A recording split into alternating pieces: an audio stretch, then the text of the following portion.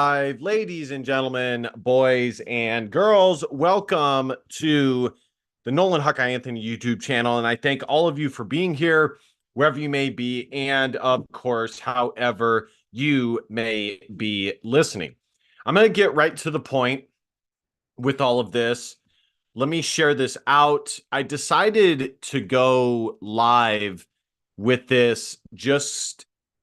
I think I owe that to you guys. Sometimes here, hold on.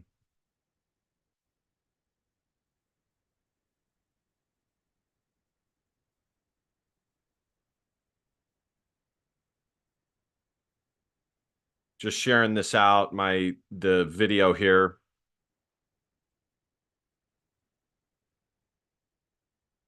Usually when it's a game like this, where I can't react to it immediately and Iowa loses, I usually don't do a lot. Well, actually, I don't know that that's true.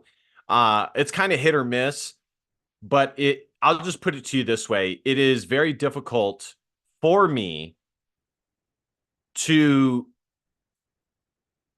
go live for a game like this because of how incredibly devastated I am as a fan.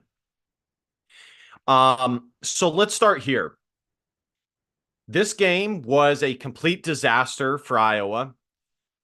Were there some good things in the first half? Sure. But ultimately, Iowa losing this game the way that they did to what seems to me might be like a comparatively slightly above average Iowa State team, it is still no excuse. I know it's a rivalry game and crazy things happen in a rivalry game, but it kind of feels like amongst the Iowa fan base, because of the 10-win seasons that we've seen from Kirk Ferentz and the prolonged success, and we're at the end of Kirk Ferentz's career, and then of course you couple that with what we saw versus Illinois State, and fans were given hope and that the offense was much improved, that we just don't lose to Iowa State anymore. I want to revisit last year. Last year, quite frankly, guys, we were lucky to win that game. And I said that in the post game last year. Kirk Ferentz almost lost himself that game, that football game. The problem with Kirk Ferentz style football is, yes, you do lose or win a lot of games playing that way. You also have a high likelihood of losing, if that makes sense. If you're mechanically sound and fundamental, you can edge your way out, and it's successful in like college football because they're still kids. But you still, every single game, have a high likelihood of losing. You're just really good at games that you have a high likelihood of losing winning at, if that makes sense. It's Kirk Ferentz always strives to play the type of football of let's play it as close to the vest as possible. Let's make them make mistakes, and let's just, I feel so restricted watching his football games because that is what it's like. Like it really is so restrictive. And if the opposing team is able to battle through and get past not having self-inflicted wounds, not being totally devastated by Iowa's defense, they're able to have a pretty damn good shot of winning the football game. And that's what they almost did last year in Iowa City. Don't forget, even last year's game came down to the last play because Iowa totally sat on the football in the second half and sputtered out, and they were lucky to win that game. It was a tale of two halves. And in that game, Cade McNamara struggled. So there's that. Okay. It is absolutely, I'm going to share my screen here so you guys can see the stats while I'm talking. It is so frustrating. And to be honest, guys, I don't really get as wound up as I once did because I'm so used to the heartache that is Kirk Ferentz football. Really what it is, guys, is Iowa football is so good at making us as fans believe that they can be an elite football program. Elite.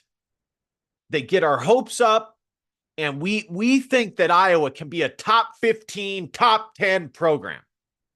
But then they lose to the likes of Iowa State. And again, credit to Iowa State. I'm not trying to poo-poo Iowa State. They were the better team today. They should have won this game. If you compare who did what in the success of both halves, Iowa State capitalized in the second half far greater than what Iowa was able to capitalize in the first half. But Iowa is so good at making us as fans believe that they are anything more than a slightly above average football program. Because of all the NFL players we see, all of, the accolades of All-American and tight end, but yet they still crap the bed against programs like Iowa State and make it far more difficult than it should be. And honestly, guys, I'm getting to a point where I don't even know if I want to keep doing this, because it's like, for me as somebody who loves Iowa sports so much, and I have since I was this tall, to not have like any trajectory that's up for Iowa football is very depleting for me. Iowa is kind of just like this. Sometimes it's here, but it's just kind of like here for the most part, if you average it out. So as for this game, okay, I'm trying to not talk as meta, and I'm trying to talk more. I'm going to share the video here again. I'm trying not to talk as meta. I'm trying to talk big picture here, or about the actual game. This is unbelievable. I cannot believe Iowa lost this game. It is absolutely ridiculous.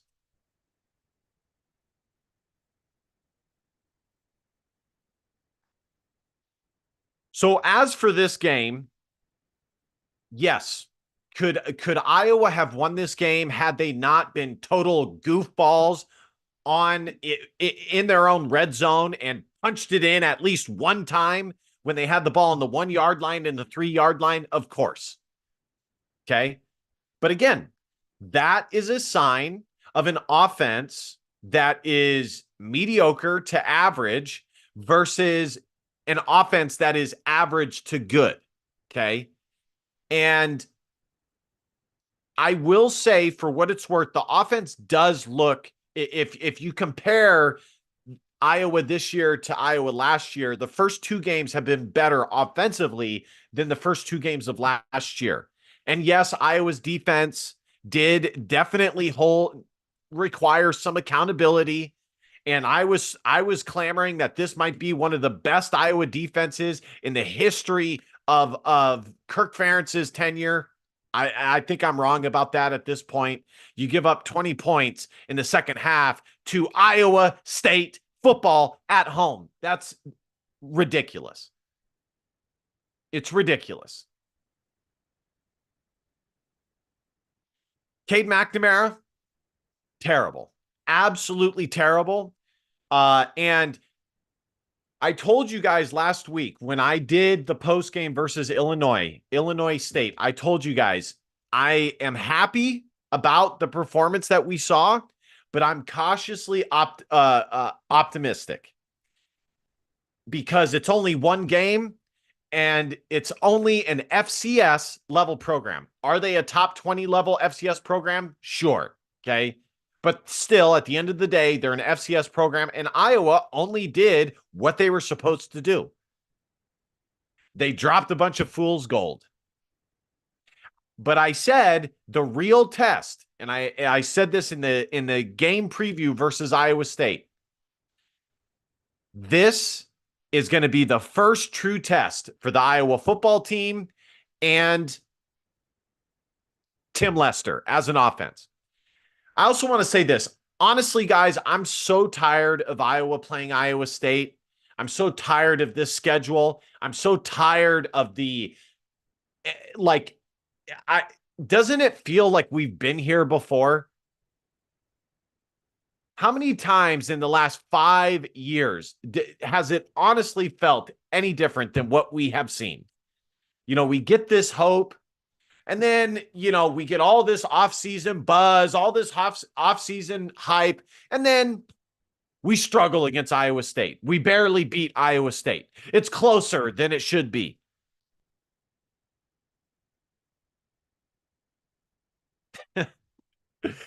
I can't believe it.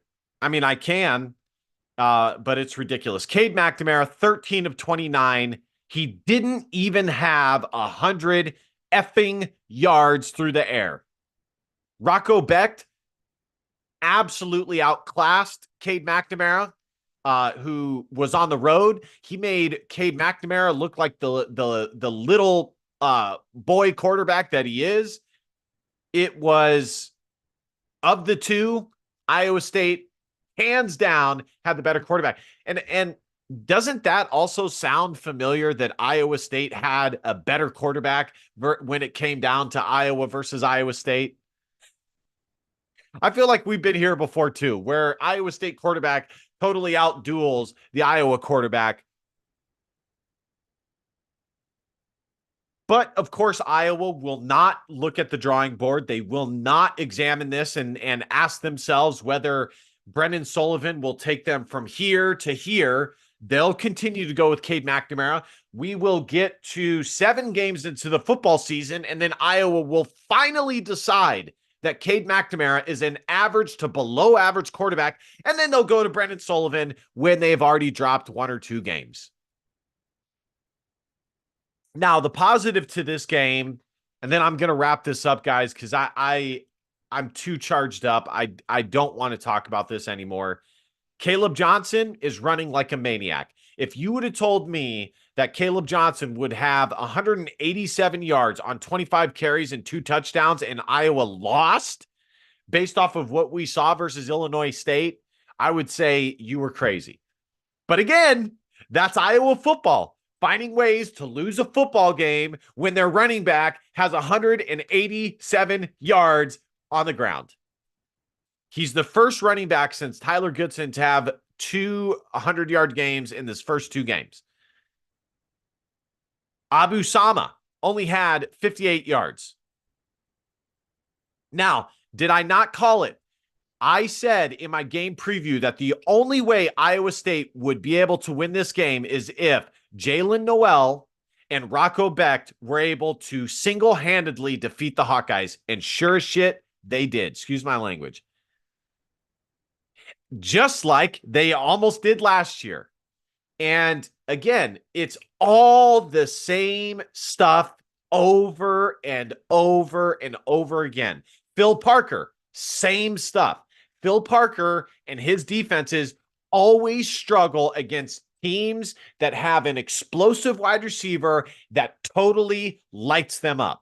We've seen it versus Purdue. We've seen it against Ohio State. We've seen it with endless teams. If they have a good to elite wide receiver, Iowa's zone coverage gets carved up like butter. And that is what happened with Jalen Noel. Or Noel, whatever the heck his name is. 303 yards to 361. Pathetic. 99 measly passing yards for Iowa.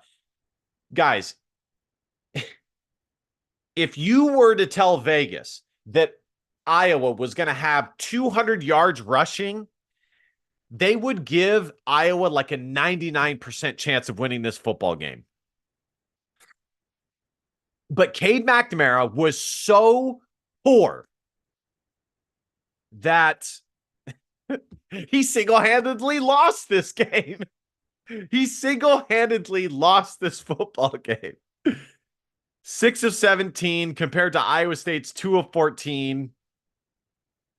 Remember, do you guys remember when the Iowa media was trying to tell us that there was the Kirk 2.0, the Kirk 3.0, the Kirk. When in the second half did Kirk Ferentz make a decisive decision to try and change the momentum rather than just holding on to dear life for the win of this football game? Like maybe going for it on fourth down, maybe going for it on a punt, a trick play, generating some life into his football team. No, that's Kirk 2.1 be damn, that's gone. We're at Kirk 7.0, which is the same as Kirk like light 1.0. Two interceptions. That's definitely one of the differences in the game. Cade McNamara again sucked compared to Iowa State's one. Time of possession 30-29. Here's the team stats. Jalen Noel totally killed it. Jaden Higgins had a good game too. Embarrassing. And I like the tight ends getting involved, but this is a problem with Tim Lester. You have one of the best tight end units in the entire country, and you can't find a way to get them involved to get the football and move the mother effing chains. You cannot find a way to do that, Tim Lester. You have potentially a second or first round tight end, and you can't find a way to get him the football, and you get paid $1 million a year. Come on, dude.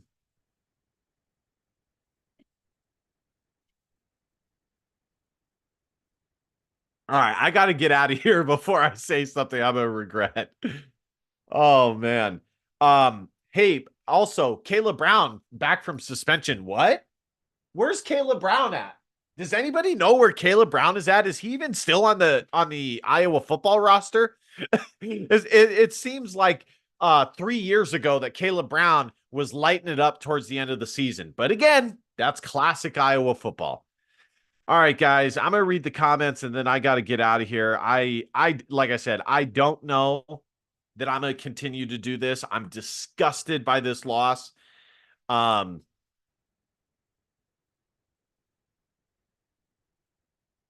I am disgusted by this loss. I have to get out of here. I'll read your guys' comments. Michael Moore and Nolan, I followed you pretty much since you started your podcasting journey, so you probably know I don't say this lightly. It is time for Kirk to retire. I definitely think that is up for discussion. The problem is that Kirk and his style of football always finds a way to win 9 or 10 games. But again, it's as I said at the beginning of the podcast, it's the ugliest 9 wins that you've ever seen. Iowa, and also Iowa, every single game, they have a high likelihood of losing. But because they are so fundamentally sound and because it's college where kids tend to make mistakes, Iowa finds a way to win. But it's a very high risk situation, to say the least. And then you end up losing to teams like Iowa State that you should not have lost to. If we're going to lose, I'd rather go out with a bang than losing, trying not to lose. And this is the thing for me. I hate playing Iowa State. It makes zero impact for Iowa. Iowa State usually is not ranked. It's totally pointless to me. I would rather see Iowa go back to playing Pitt, going back to playing, some like a ACC school, like play North Carolina like Minnesota did. Like, why are we always like, even if Iowa wins this game, it does nothing for nobody views them any different. It's a worthless game. Sullivan isn't the answer either. Linez should be QB2. I wish I could agree with you. Normally, I would be willing to take that jump, but we just didn't. We haven't really seen a lot out of Linez. It's basically all speculation from his high school days. Um, there's been some good stuff coming from him, but you know, Shea Amos, this is unbelievable. Agreed. With guys like Castro and Schulte, I don't know why they don't play more man coverage. Let those two ragdoll their man every once in a while. Agreed. Going for two, and it was a crap play call. Lester's and over his head. If this athletic department weren't a bunch of cheap asses, we would have had Philpin. True that. True that. Um, Tatloni, so many dumb decisions. We could have had Kevin Johns, but Kirk always seeks out washed up bums. True that. All right, guys, I got to get out of here. I'm disgusted by this loss. Um, I really am. I don't know where we go from here. In the grand scheme of things, this game probably doesn't mean a whole lot for Iowa and their season. Um, but making the playoff, that's out the window. Iowa would have to beat Ohio State and basically go undefeated for them to make the playoff at this point. So goodbye playoff. Iowa's not going to make it. We're only 2 games into the season, and that's that. All right, guys, hang in there. Try and have a good rest of your weekend. Hopefully, I tried to commiserate with you guys. That's why I decided to go live. Just try and just trying to push it forward. And sometimes misery does love company. All right, guys. Thank you guys so much for watching. I'll probably do a key takeaways tomorrow for this game. We'll see. I don't even know if I'm going to continue at all with this. I'm so devastated by this. But hit that like button, subscribe if you guys aren't already. And last but not least, DBAP, don't be a pussy, will out facts or feelings, because your feelings just a matter. Love you, Hawk fans. See you guys next time. Hang in there. Try and have a good weekend. See you guys later. Bye.